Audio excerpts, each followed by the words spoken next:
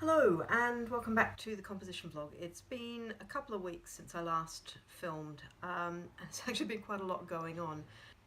I've mainly been working on the Britten Variations and the vocal piece from back in February, so they're the ones I'm going to be talking about today. I've probably got the least to say about the vocal piece. I was sort of following up on something that David Helbig said in Darmstadt, which was to think about what I'm going to be doing if I've memorized it, where there are no movements. So I had a go at sort of filming myself doing it.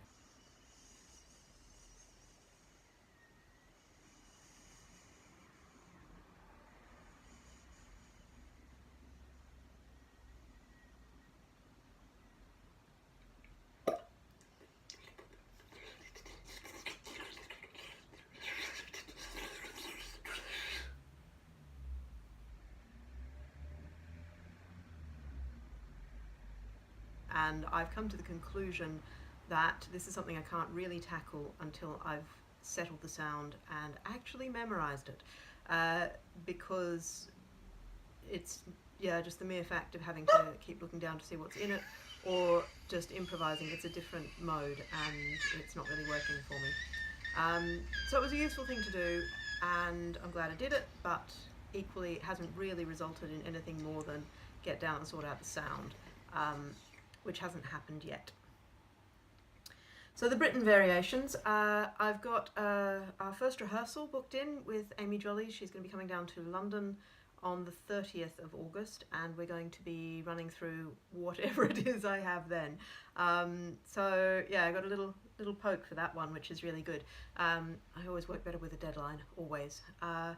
So this last week in particular, I've been doing more filming. I kind of came to the conclusion that I needed to stop thinking about the filming and just do it and start slapping things together and see what works and what doesn't, because obviously if I start filming things and then I find it doesn't work, then the longer I put that off, the sillier I will look.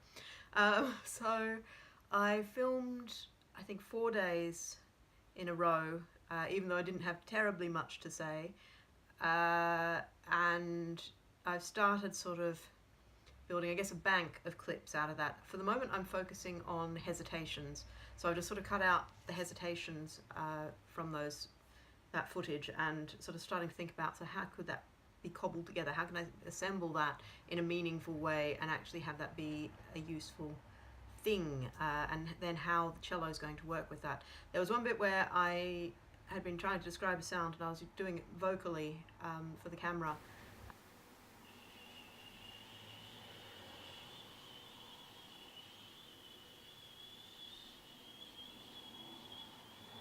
And I am actually thinking that's something I really liked, and I think I might do more of that actually,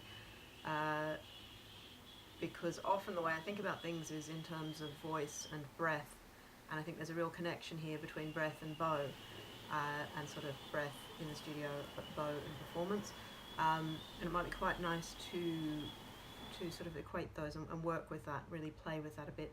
So I might do a bit more filming of ideas I've had in that mode, and see what I can come up with. One thing I did find was some quality issues with the filming. It's fine when it's a bright day.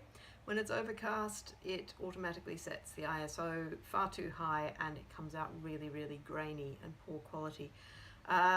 I've checked the manual. I can set it manually, but I can't just set the ISO, I have to set everything, and frankly I'm not really a terribly experienced photographer when it comes to manual settings, and for the moment I'm thinking I might try and just dodge this.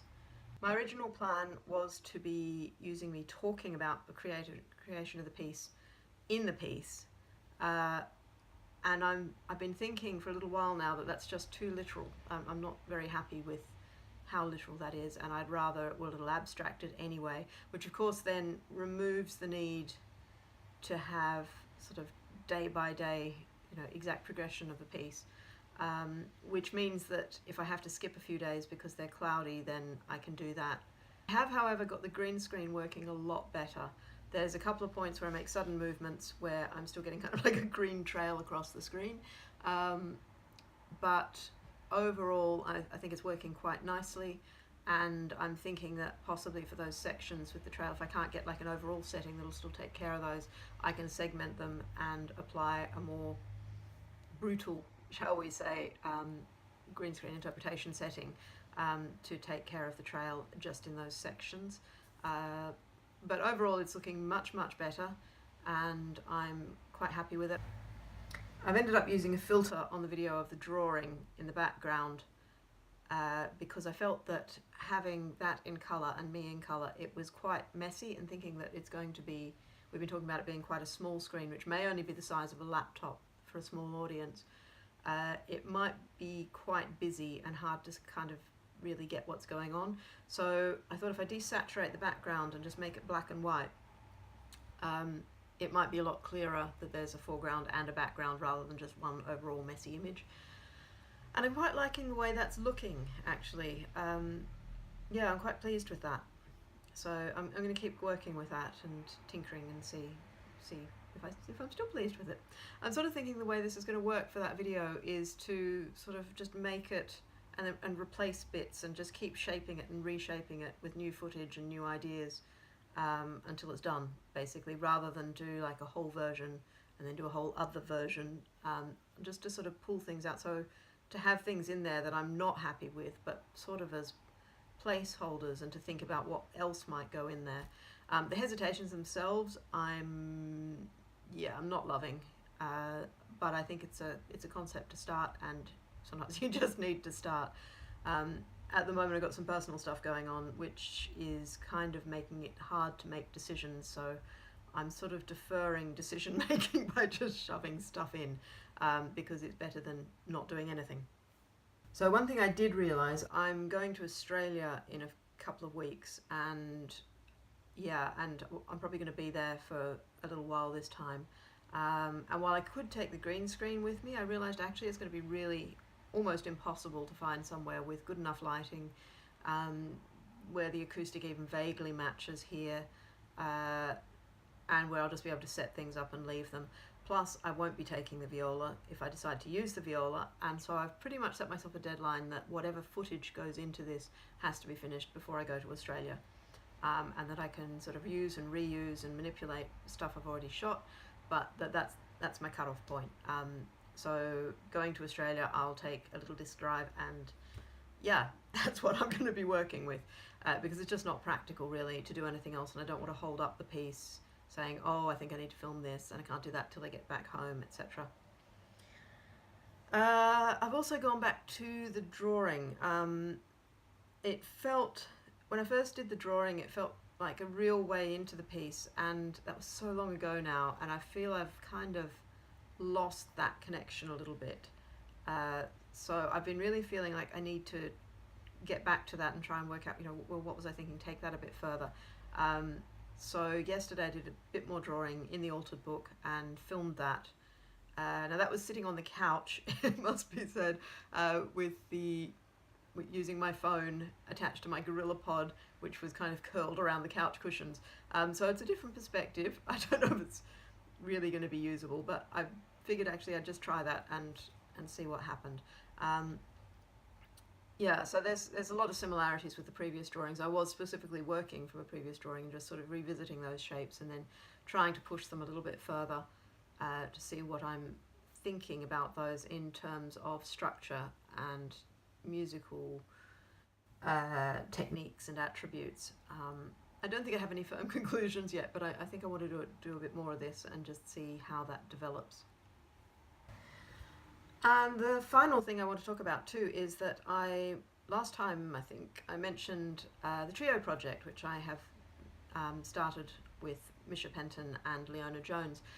Misha and Leona had already done contributions to it, and I've now put my first contribution up. Yeah, that was really a whole lot of fun actually, and all three of them are very, very different. I'm going to be really interested to see where this goes. So my contribution was recorded at the Tanks at Tate Modern. I went there a couple of weeks ago with a friend from Darmstadt, and we discovered this manhole cover in the floor that when stamped upon made the most wonderful sound.